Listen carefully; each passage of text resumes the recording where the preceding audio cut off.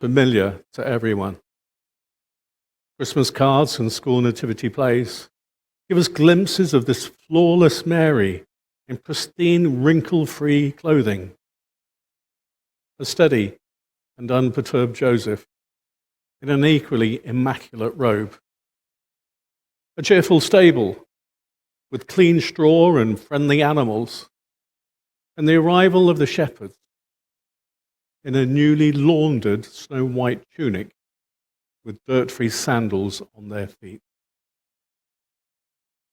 It is a romanticized version, of course, and it can cause us problems for our own spiritual growth if we take it too seriously. Luke's version is different. Mary isn't officially married to Joseph, yet she's pregnant. They have to travel from Nazareth to Bethlehem. A journey by foot through the Samaritan and Judean hills would take 4 days, or longer if Mary did not feel well.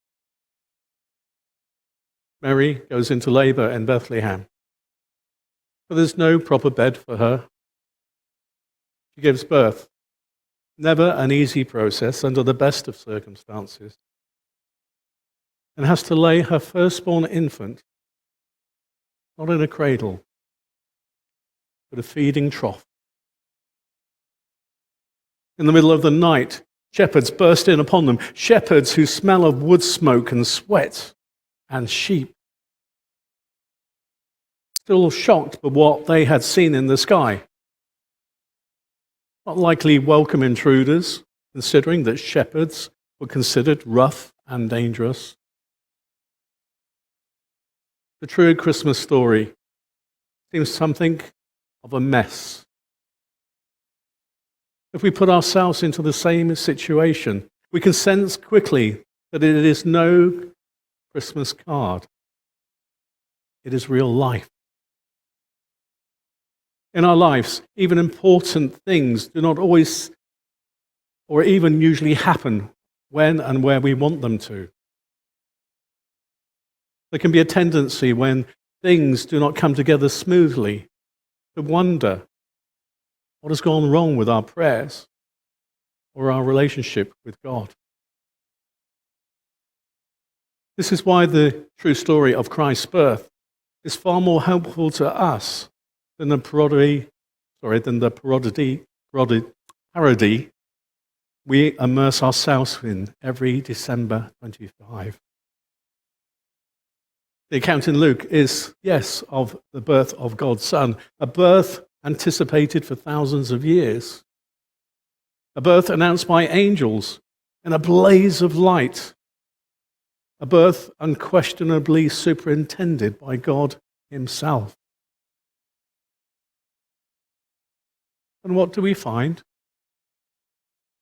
A child born out of wedlock, a rough journey, no room to breathe, noise, confusion, the pain of childbirth.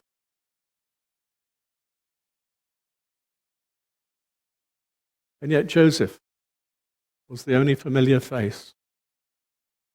There were strangers breaking into the night, yet God's will is done.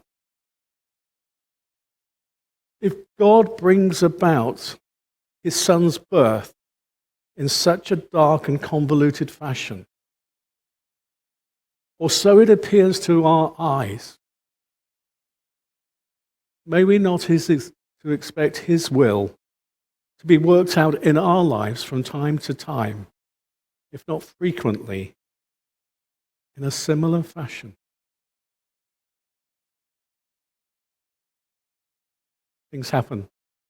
We don't expect it. But it can all be part of God's plan.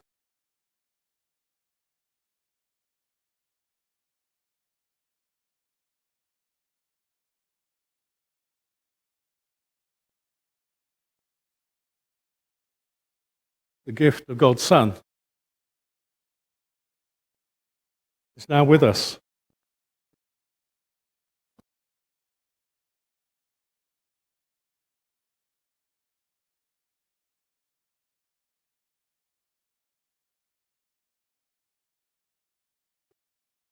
Son of God, born